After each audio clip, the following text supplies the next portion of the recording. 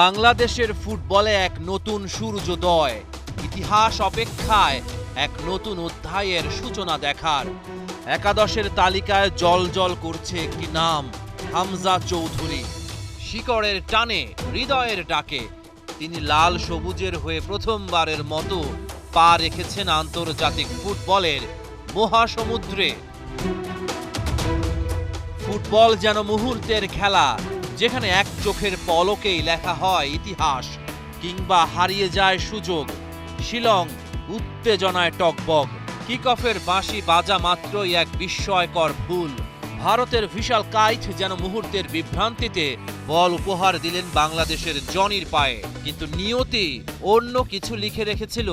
Post খালি পেয়েও নেটের পাশে শট মেরেছেন জনি। স্বপ্নের সূচনা রয়ে গেল এক দীর্ঘশ্বাস হয়ে। খানিক বাদে আবারও বাংলাদেশের এগিয়ে যাওয়ার সুযোগ।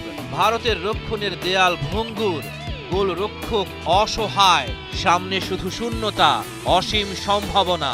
হৃদয়ের পায়ে বল, দরকার একটুখানি নিখুঁত ছোঁয়া, কিন্তু কি করলেন হৃদয়? ভারতীয় ডিফেন্ডার শুভাশিসের পায়ে শট নিলেন। বাঁ প্রান্ত থেকে ভেসে আসা এক মোহনীয় ক্রস, যেন মোরসালিনের পা থেকে আঁকা এক নিখুঁত চিত্রকর্ম।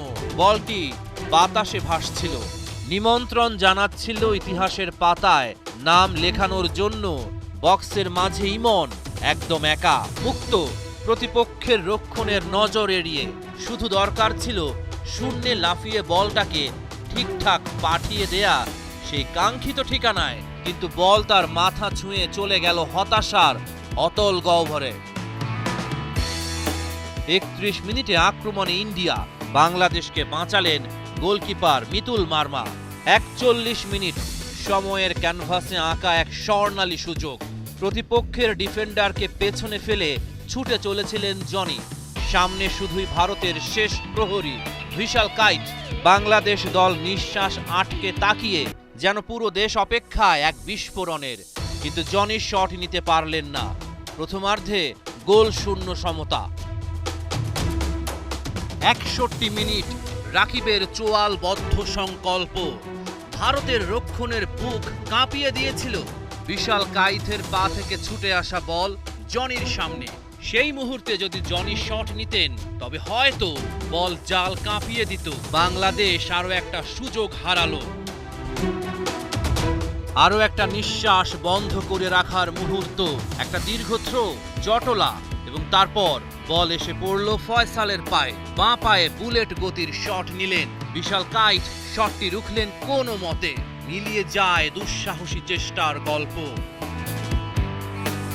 বাংলাদেশ জালের দেখা পায়নি এশিয়ান কাপের বাছাই পর্বের ম্যাচে ভারতের সাথে গোল শূন্য ড্র।